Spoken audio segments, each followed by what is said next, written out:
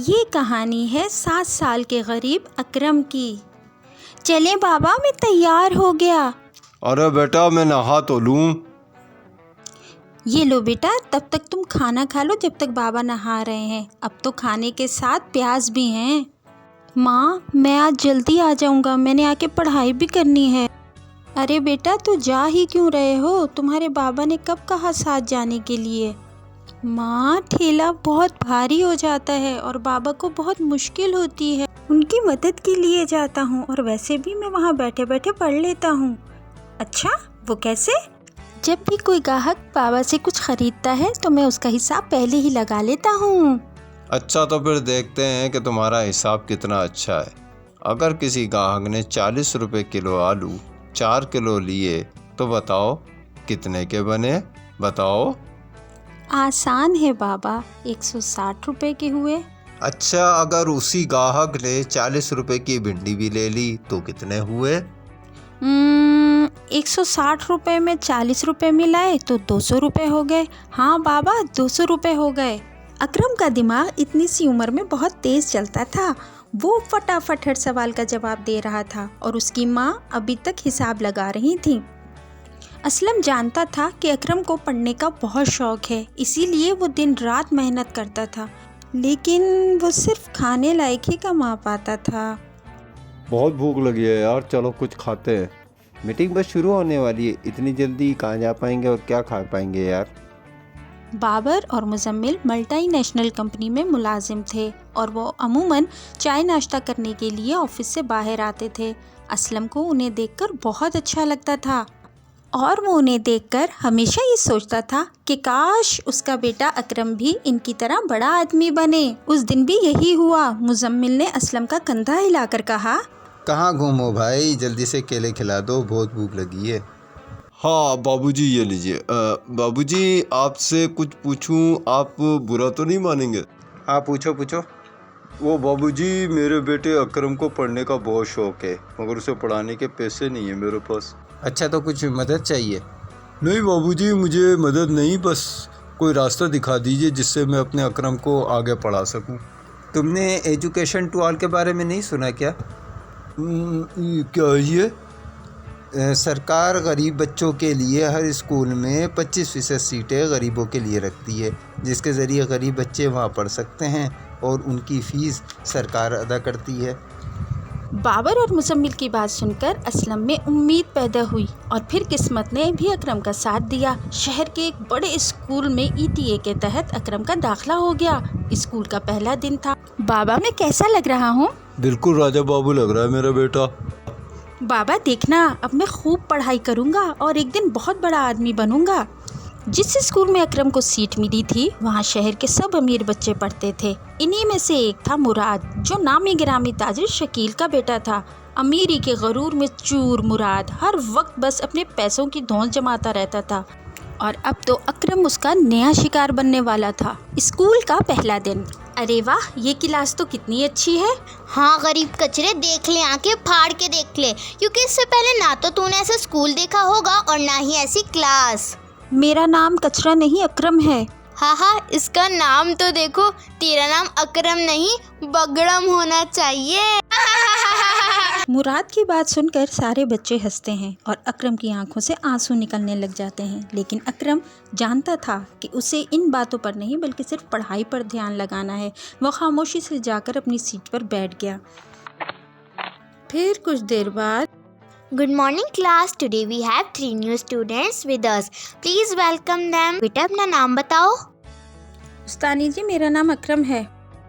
लो, ये बगड़म मिस को उस्तानी जी बता रहा है। ये सरकार भी ना अच्छे खासे प्राइवेट स्कूल को सरकारी स्कूल बनाकर छोड़ेगी। Murad, mind your language. Sorry miss. Akram बेटा, मुझे मिस या फिर मैम कहो, okay? Okay miss, I will. Very good. तो ऐसा रहा अकरम के स्कूल का पहला दिन। फिर घर आने के बाद, अकरम कैसा है तेरा स्कूल?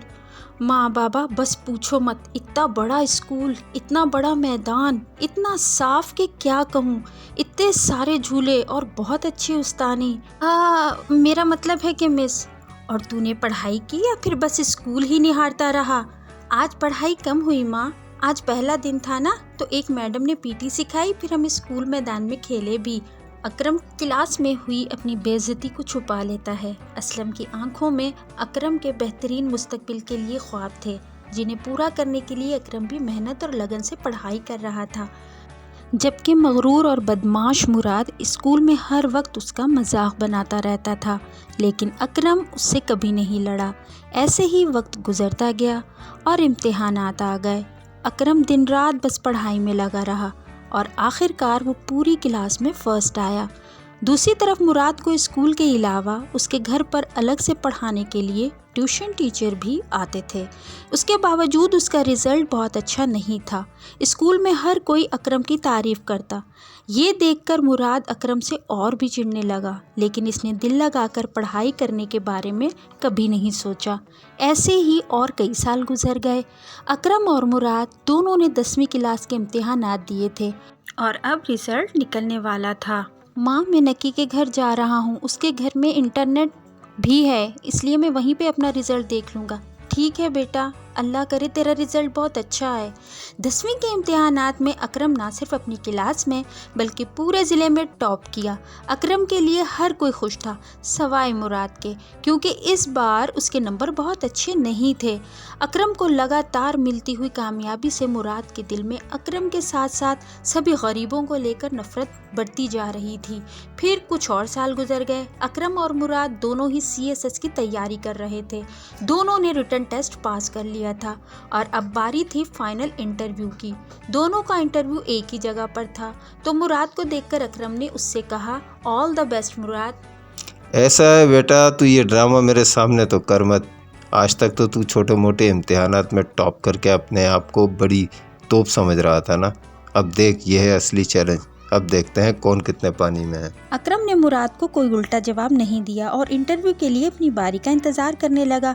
कुछ ही देर में मुराद को इंटरव्यू के लिए बुला लिया गया। फिर इंटरव्यू हॉल में, वेल मिस्टर मुराद, अगर आप यहाँ के डिस्ट्रिक्ट मजिस्ट्रेट बन जाते हैं तो आप सबसे पहले क्या काम करेंगे? सर, सबसे पहले तो मैं ये एजुकेशन टू ऑल का ड्रामा बंद करूँगा। क्या कहा, ड्रामा? अच्छा, वैसे आप ऐसा क्यों करेंगे? अरे सर, हमारे पेरेंट्स लाखों रुपए खर्च करके स्कूल में हमें पढ़ाते हैं। वहाँ ये गरीब और घटिया लोग हमारी बराबरी करने लगते हैं। सर बिलीव मी, इससे पूरा माहौल ख़राब हो जाता है। सरकार ने उन लोगों के लिए सरकारी स्कूल खोले तो हैं, तो उन्हें वहीं तक महदूद रहना चाहिए, मुझे ऐसा लगता है। ओके, इसके अलावा मैं एक काम और करूँगा। ये जो इतने फालतू लोग अपने ठेले लेकर बेवजह खड़े रहते हैं, मैं इनका भी इंतज़ाम करूँगा। रोड पर इन्हीं की वजह से ट्रैफिक जाम होता है। ओके मिस्टर मुराद, अब आप जा सकते हैं।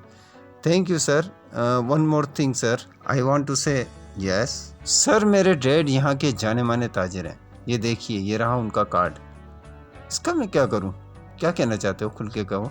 सर, मैं कहना चाहता हूँ कि मुझे इन गरीब वर्कर्स से काम लेना अच्छी तरीके से आता है, इसलिए मैं बेस्ट ऑप्शन हूँ।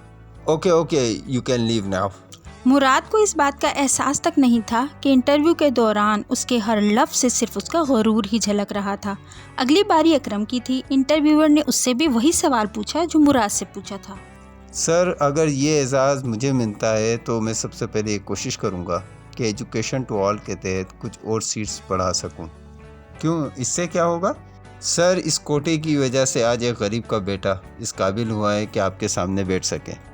मैं बस यही चाहता हूँ कि मेरी तरह हर किसी को ये मौका मिलना चाहिए। ओके, एक और बात बताइए कि रोड ट्रैफिक जैम और स्ट्रीट वेंडर्स को कैसे डील करेंगे? सर, मैं कोशिश करूँगा कि सभी वेंडर्स के लिए किसी सरकारी जगह का इंतज़ाम कर सकूँ जहाँ वो अपना सामान आराम से बेच सकें। अच्छा, तो आप सरकारी ज़मीन मुफ्त में बांटोगे? नो सर, पर हाँ, ये कोशिश ज़रूर करूँगा कि उन लोगों से कम किराया लिया जाए ताकि सरकार की आमदनी में भी इजाफा हो और गरीबों को धूप और बारिश से बचकर अपनी रोज़ी रोटी कमाने का पूरा मौका मिले। इसके साथ ये मेरा ज़िला खूबसूरत रहे और तरक्की करे। अकरम और मुराद की सोच का यही फ़र्क आखिरकार इस कामयाबी की नवीद बना जो इस इंटरव्यू के बाद अकरम को मिली। मुराद एक बार फिर अकरम से हार गया, लेकिन इस बार कुछ तो था जो बदल गया था। मुराद के पास गरूर करने की अब कोई वजह नहीं थी। वो मजबूर होकर अपने वालिद का बिज़नेस संभालने लगा, लेकिन इसके बाद उसमें अकरम का सामना करने की हिम्मत बाकी नहीं रही थी।